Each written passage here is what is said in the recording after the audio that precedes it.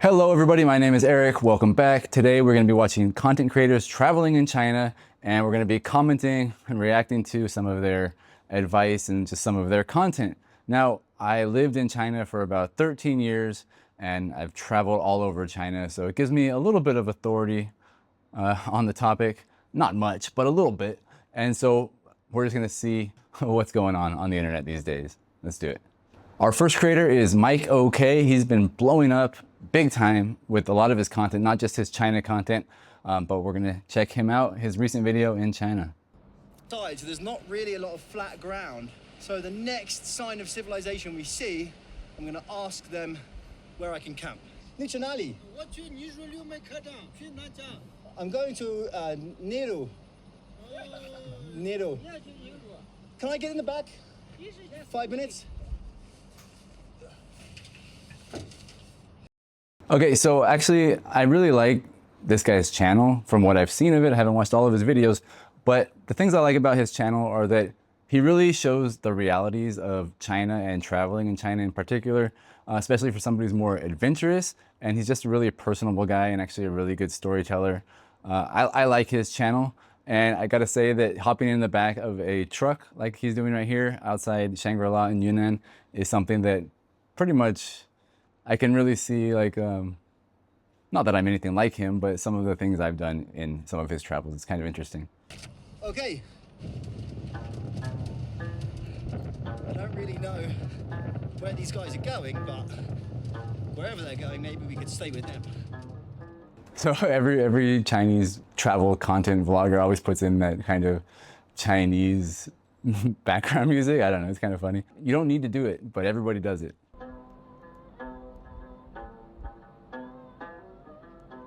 I love his hat. I used to have one of those when I was like 3 years old. Thank you, brother. You're welcome.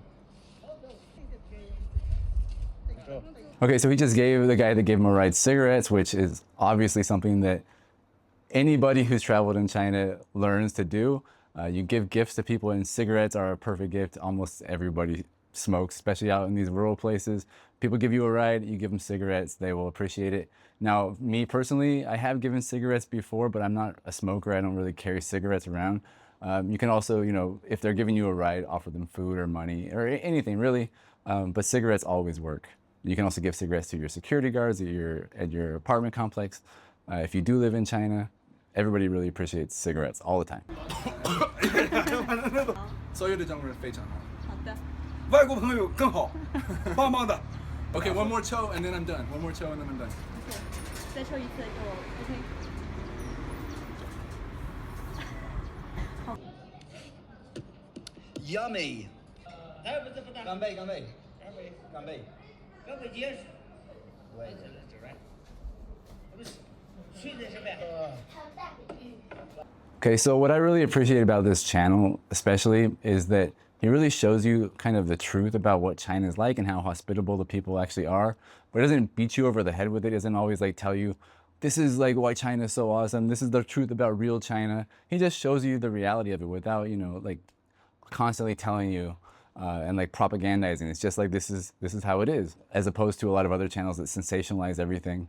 This is just realities of China. You travel, you're going to be drinking lots and lots of baijiu with people, getting drunk all the time with people. If you're doing more like off the beaten path travel like this, or even if you're not, even if you're in a big city, if you go to like a KTV, you might find people who invite you to go drink with them. It's very, very common. And so, you know, again, like I kind of like relate to this channel a lot because I've done some crazy travel in China as well. And I've experienced all the same things he has. And I think it's very, very accurate portrayal of travel in China. That is disgusting. We got picked up about 25 minutes ago. I'm already drunk. Yes.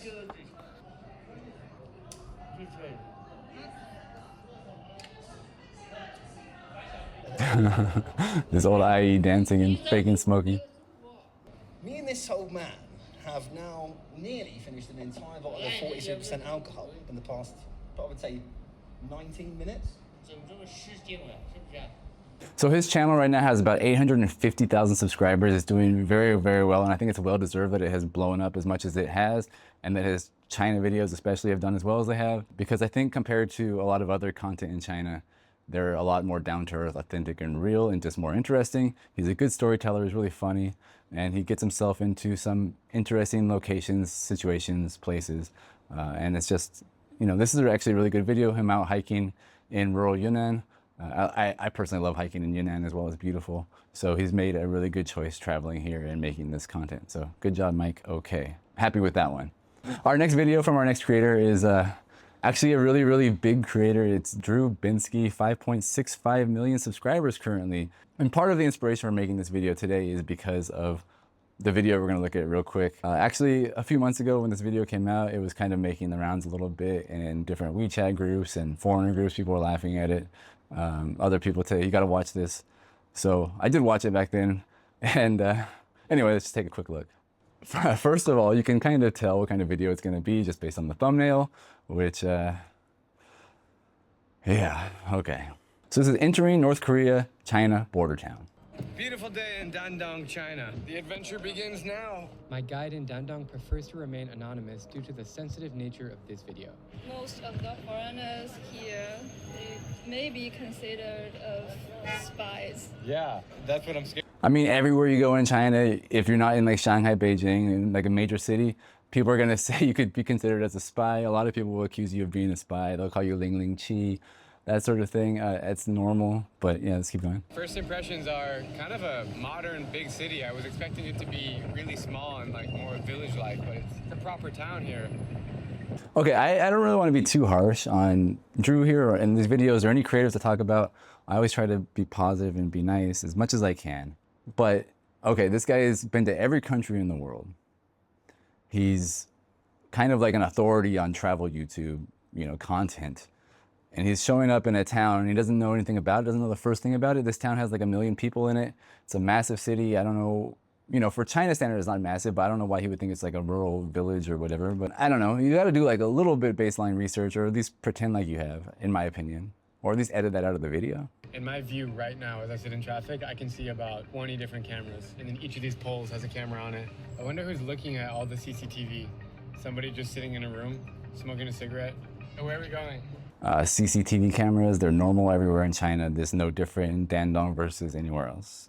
No big deal. It's kind of bizarre how touristy it is out here, packed with Chinese travelers who are just as curious as I am about this place. There's a police soldier like right behind me on the street. I don't really know if we're able to shoot or not, but we'll find out. This is weird how it's like touristy. It's like Disneyland. So okay, every border town in China is gonna have lots and lots of security. There's gonna be police everywhere. The guy was just standing there in the street monitoring. It wasn't paying attention to him at all. I don't know what he's so paranoid for, but as we go on, you'll see he's extremely paranoid. Before we walk on the bridge, the first thing I see here is this statue. This looks straight out of Pyongyang. Every country has lots of memorials for their fallen soldiers and heroes and things like that. Very normal. I don't really, I mean, it might resemble stuff in North Korea. I've never been to North Korea, but it's also very normal everywhere else on the planet, so. There's a lot of tourists here, but I haven't seen a single other foreigner. They're all Chinese. This is so bizarre. It gives me the heebie-jeebies. Like this truck right here is going to North Korea. It gives me the heebie-jeebies. I'm so overwhelmed by all these people here at the edge of the bridge.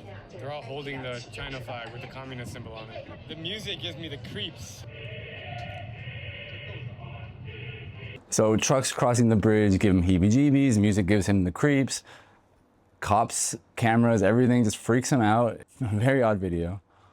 There is a lot of CCTV here. You can see there,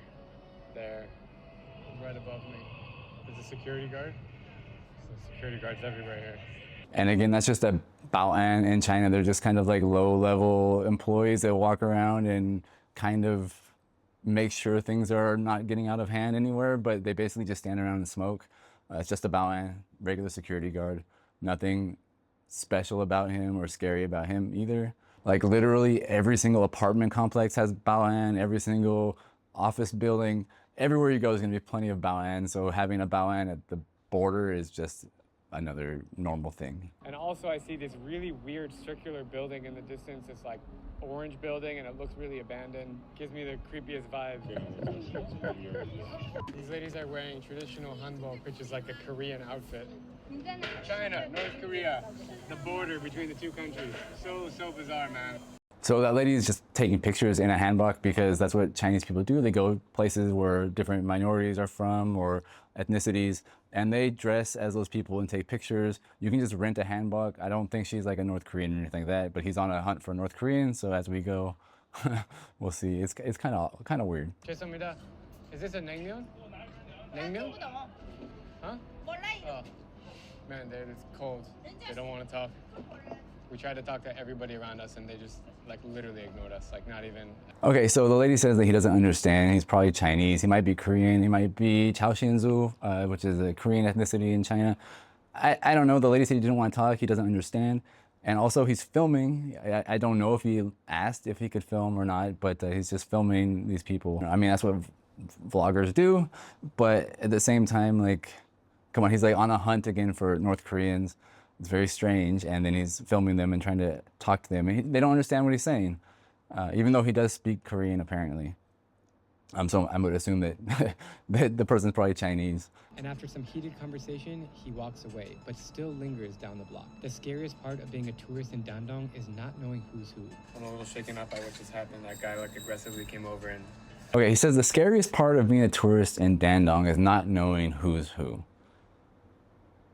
Now, I've been to Danong before, and maybe, again, I'm not quite as paranoid as him, but there's nothing to be worried about in Danong. It's a massive tourist destination, mostly, of course, Chinese domestic tourists, but lots of foreign tourists as well. I tried to look it up. I found that in 2004, there were over 5 million tourists. 2004. So probably by 2024, 2025, that number has increased dramatically. Far more tourists there now. It's a city that's built for tourist infrastructure to go and see the border with North Korea. There's lots of different things you can do, museums, activities, boat tours like he went on, the Great Wall like he went to. It's just an odd thing to think that, you know, people are watching him and really caring about what he's doing. If they really cared, they would have stopped him. They would have actually really forced him to delete his footage. They would have maybe taken his camera, interrogated him. But you know, if you watch this whole video, you'll just see that he's really just playing it up for the camera, for drama.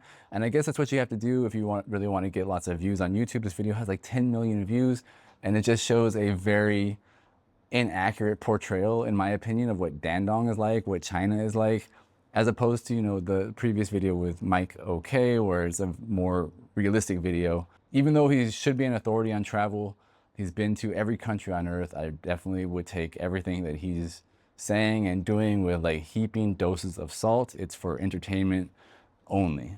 Take a look at one more video from Drew, real quick. This video is called I Visited China's Most Restricted Region. Right now, I'm on my way to Shing Jang, a massive Chinese province where few outsiders are allowed to visit. We're gonna stop right there. That's all we're gonna watch. That's the first line of his video. Few outsiders are allowed to visit. Anybody with a Chinese visa, as far as I know, can enter Xinjiang. There may be certain like restrictions on government people or military people or journalists, perhaps. But if you just have a tourist visa, like I'm assuming Drew has, you can go to Xinjiang. Anybody can go to Xinjiang. Anybody watching this right now, come to China, you can go to Xinjiang. Nobody will care. Nobody will stop you. The only thing I will say about that is that there is more of a heavy police presence in some parts of Xinjiang than other, you know, places. There's military checkpoints, police checkpoints, but you also get that in other regions like in Yunnan as well, and border regions like near Myanmar. I just can't watch this stuff. I don't know how he's so popular, but I will say that, you know, he's good at entertainment, I guess, and making some drama, which is good for, you know, viewers and the algorithm. So that's enough Drew Binsky. Let's take a look at some TikToks. Imagine hiking in China, 2 hours, 15 minutes in a national park until the top of a mountain. And then this is the tree. Fucking McDonald's. Okay, this one's funny. This lady was hiking for a couple hours and she found McDonald's on the top of the mountain. Yes, China is completely given into brands and capitalism and fast food and all that stuff. It's very, very normal and funny that she would find that. I think that's a good TikTok. And again, it also shows you the realities of China in a lot of ways, and without explicitly beating you over the head with it and oh my God, it's so scary, right? It's just like, this is China. This is just like most of the rest of the world. China is the only place in the world where you can have a panda delivered to your room to sit on your bed with you. So Rian's just enjoying it. Check it out. How unique is this? So we've got a panda in our bed eat an apple with us, but it feels so strange. So Okay, that's funny. That's not a panda. That's a red panda. I guess technically you could say it's a panda because it's called a red panda, so it's a type of panda, but it's not the panda that you would traditionally think of a panda. The other thing I would say about this video is that, you know, red panda, I guess, it's not critically endangered, but it is endangered as far as I know. There are places you can go in China that you can see the red panda in its more natural habitat, not in your bedroom on your bed. Now, I'm not an ecologist or a animal expert or anything like that. Maybe it's perfectly fine for the red panda to be going to people's bedrooms and hotels. I personally would not choose to have that experience, but I'm not going to criticize them for that. But I will say that you could go to a place and see them in their natural habitat. I have been to places, I've shared it on my YouTube channel before. You can go in Yunnan, outside Pu'er, there's a red panda habitat. You can still have a similar experience where you can touch them if they want to be touched, if they let you. You can feed them if you buy the apples or whatever. But you can also just watch them hanging out in trees or walking through the forest. And I would say it's a better experience, probably, from my perspective. I'm sure there's other places besides the one I've been to and shown you. I wouldn't choose to do this, but, you know, whatever the scientists say is, I guess, fine. Ancient town and had a slow morning before heading to our next stop, Fenghuan, also known as Phoenix Ancient City. We stayed at the Muse-like Luxury River Hotel right in the center of the town. This was our view, which was so beautiful, especially at night. We went to go and get food at this restaurant our hotel owner recommended, which was so delicious. And then we spent the evening just wandering around, taking it all in. The city really comes alive at night, but it was so peaceful seeing the stillness of the town early in the morning, so I'm really glad we stayed overnight. The next day we made our way to Changsha, and the journey took about 2.5 hours. And this was just a quick stop so we could catch a high-speed train in the morning to our next destination, but we actually really enjoyed our evening here. We headed straight out to explore the main shopping district, met so many sweet locals, and found a food market that was really good. I honestly think Changsha is super underrated. Okay, like I said, I don't want to be mean in every video, so this is another one. I actually quite like this for TikTok. It's not crazily edited, which is nice. You can actually see a little bit of the decent view, and Fenghuang is a really nice place. I recommend you go there. There's lots of ancient towns. I do have a video on this YouTube channel where you can check out all the ancient towns I recommend, even better than Fenghuang. So yeah, it's perfectly fine though. Your first trip to China, go to Fenghuang, enjoy it, it's beautiful. And it's funny though, I just want to comment. She says Changsha is underrated. Everybody I know loves Changsha. I would say it's probably underrated in terms of like social media. It's not like Chongqing where it gets all the attention, or Shanghai or Beijing or Xi'an, but Changsha is great and tons of good food in Hunan. So yeah, I don't know how she knows it's underrated. That's my point, I guess. Okay, time for our final video, and then I'll give you a conclusion. Here we go. Back from 2 wild weeks in China, and honestly, this place blew my mind. Hands down, one of the most insane countries I've ever been to. And I'm about to show you exactly why I think you need to go, along with the full 2-week itinerary we followed. Before we dive in, quick heads up, China is huge. Like, you could spend a year here and not even scratch the surface, but if you've only got 2 weeks, this... Okay, he's right about that. China is huge. You can spend a lot of time there and not even scratch the surface. Like I said, I've spent 13 years in China. I've been every province except for Tibet now. I've been all over, driving, trains, planes, everything. So he's right. Let's keep going. Day 1, head up Tianmen Mountain on one of the world's longest cable cars. Day 2, visit the Avatar Mountains. Yeah, these actually inspired the floating mountains of Pandora in the movie. My only real comment about this, and this just goes for almost everything in general, is that these people are giving you a 2-week itinerary and saying it's a great thing to do, which it very well could be true. They do have some good suggestions. But I would say in general, overall, if you're traveling to China or anywhere else, don't get the advice from somebody who's been there one time for 2 weeks and then do the exact same thing they've done. It's just like if you were trying to learn how to bake a pizza, you're not going to go to the person who's only baked one pizza in their life and learned how to bake it from them. You're going to go to somebody who spent more time there. And I'm not saying watch my videos and learn from me, like whatever. It's not that. That's not what it's about.